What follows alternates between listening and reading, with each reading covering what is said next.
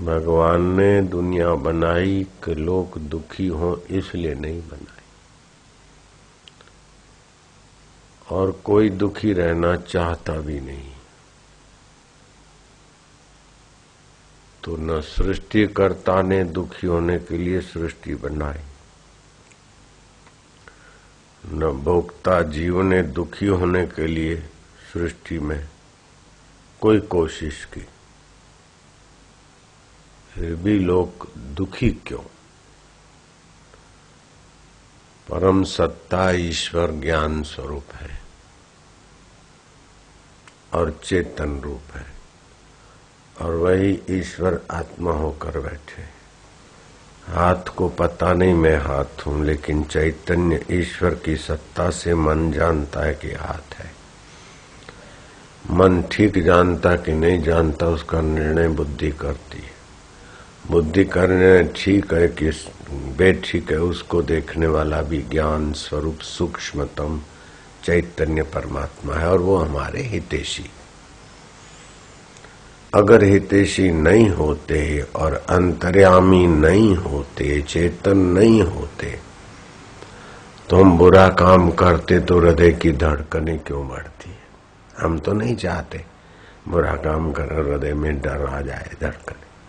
अच्छा काम करते तो बल कहाँ से आता है?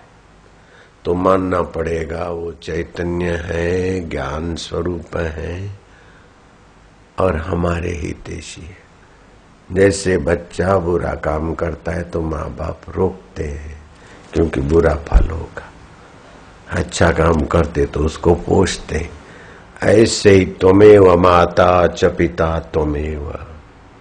माता का अंतरात्मा होकर बैठे, पिता का त्वमेव बंधु च सखा त्वमेव। माता पिता गुरु बंधु का अंतरात्मा होकर बैठे परमेश्वर।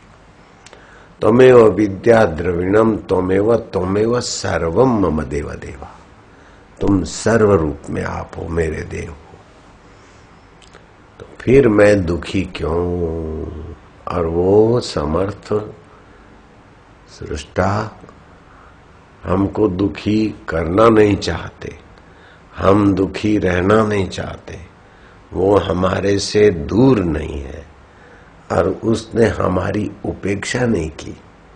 अगर उपेक्षा कर ली होती तो हम अच्छा काम करें तो हमें फिर अच्छी जगह पर सत्संग में प्रेरित नहीं करता, और बुरा काम करते तो हमारे दिल की धड़कनें नहीं बढ़ाता। तो हमारी उपेक्षा भी नहीं की सृष्टा ने, और हमसे दूर भी नहीं है, और हम दुखी होना चाहते भी नहीं, और वो दुखी करना भी नहीं चाहते। फिर भी लोग दुखी क्यों है?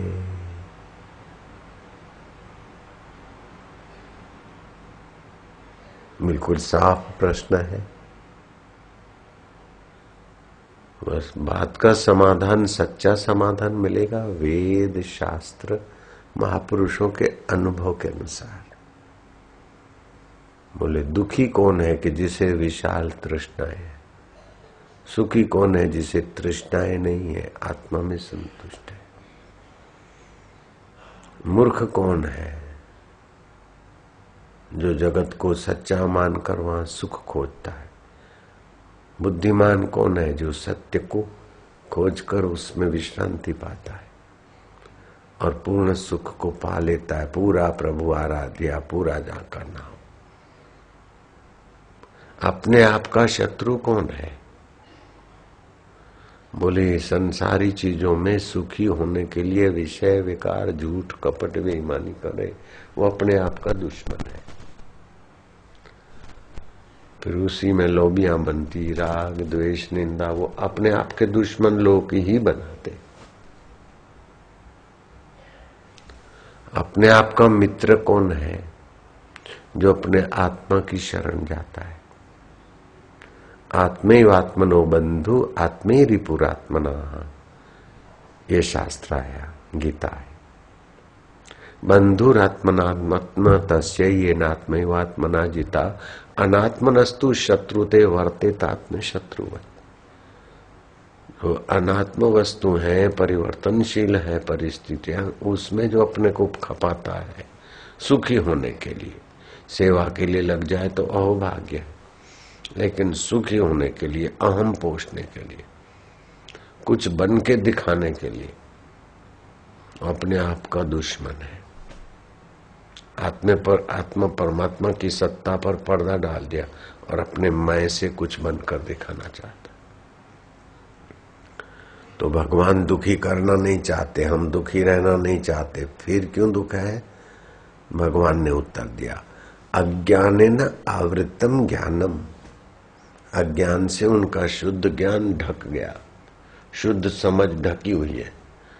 और सुनाने वाले गुरु सुना सुना के थक जाए, फिर भी इतना ढक के रखे हैं कि वो अज्ञान छोड़ना ही नहीं चाहते, राग छोड़ना ही नहीं चाहते, द्वेष छोड़ना ही नहीं चाहते, कपट छोड़ना ही नहीं चाहते, बेईमानी छोड़ना ही नहीं चाहते, धोखा छोड़ना नहीं चाहते। ऐसे अभागे लोग ही दुखी रहते हैं। अज्ञानेन आवृतम ज्ञानम तेन मोहंती जनतवा। श्री कृष्ण ने गाली दी ऐसे लोगों को, जनतवा, जीवड़े बेचारे। जैसे माँ हमारी बेवकूफी पर नाराज हो जाए कि मुंह है मूर्ख, गधेड़े, तो गधेड़े बोल देती है तो सचमुच गधा बनाने को नहीं बोलती, बेवकूफी छुड़ाने को बोलती। ऐसे ही भगवान ने जनतवा कह दिया। तो हम जंतु की नाई भटकते रहे विकारों में, इसलिए नहीं कहा, जरा सावधान हो जाए।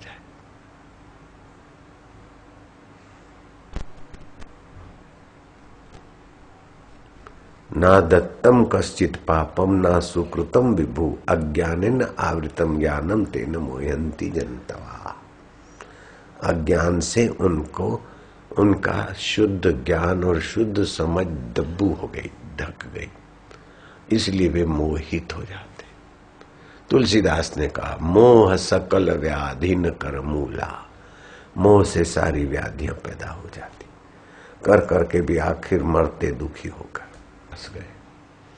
तो अज्ञान ऐसा हावी हो जाता है कि गुरु कहते कुछ है और अर्थ कुछ लगाकर लोग भटक मरते। कबीर जी ने ऐसे लोगों पर दया करके गाली सुना दी, मीठी गाली। भटक मुआ भेदू बिना पावे कौन उपाय, खोजत खोजत युग गए पांव को उस घर आए। सुख, मैं शादी करना चाहता हूं, मैं घर रहना चाहता हूं, मैं दुकान में रहना चाहता हूं, मैं आश्रम में रहना चाहता हूं, मैं शायद तलाक देना चाहता हूं, ये चीजें फालतू बकवास है। सभी के गहराई में दुख का अंत और सुख बना रहे, यही चाहते। शादी करते तो सुखी होने के लिए और तलाक देते तो सुखी होने के लिए, लॉबी बनाते तो सुख के लिए, ग्रुप बनाते तो सुख के लिए, कपट करते तो सुख के लिए। ऐसा अज्ञान के ऐसे ऐसे साधन अपनाते कि जीवन खत्म हो जाए।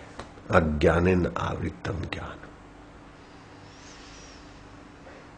तो करुणा करके अवतार भी लेते हैं और करुणा करके संतों के हृदय में भी प्रश्न और उत्तर पैदा कर देते हैं। कितनी दया है सृष्टा की। मैं ये प्रश्न पढ़कर नहीं आया अथवा सोच विचार कर आज ऐसा बताऊंगा, ये करूंगा, ये भी करके नहीं आया। यहाँ बैठा, ध्यान में बैठा, फिर मेरे मन में आया कि क्या बोले, तो जो बुलवा रहे बुलवाए, जो बुलवा रहे बोलते। तो ये अज्ञान मिटाने के लिए भगवान के वेद हैं, शास्त्र हैं, फिर अवतार हैं और संतों का संग है। फिर भी हम जब तक नहीं चाहेंगे तब तक शास्त्र, वेद, भगवान और संत क्या अपने तरफ से राग द्वेष या अपने कर्म को कर्म बंधन नहीं बनाएंगे, अपने कर्म को कर्मयोग बनाएंगे। बस अपने कर्म को कर्मयोग बनाएंगे, ये उद्देश्य हो जाए तो बस हो गया। अपने कर्म को काय को कर्म बंधन बनाना, अपने जीवन को क्यों नारकीय बनाना। आत्मैव आत्मनो बंधु, हम अपने आप के मित्र हैं। अपने कर्म को हम हलकट बनाते तो अपने आप के दुश्मन है, अपने कर्मों को हम कर्म योग बनाते तो अपने मित्र हैं। चाटुकारों की बात मानकर उसके तरफ हम झुक जाते तो हम अपने लिए दुश्मन हैं। सच कहने वालों की बात हमको खटकती तो हम अपने आप के दुश्मन हैं। चाटुकारों से हम बचते और सच्चाई से हम अपना कर्तव्य निभाते तो हम अपने आप के मित्र हैं। सीधा गणित है। तो तुम्हारे प्रश्न का उत्तर मिल गया तुमको? जो मैंने प्रश्न सुनाए थे उसका उत्तर मिल गया? संतोष है? प्रश्न भी उसी प्रभु ने प्रकट कराए थे, उत्तर भी वही देते। चैतन्य स्वरूप, ज्ञान स्वरूप, हमारे हितैषी है।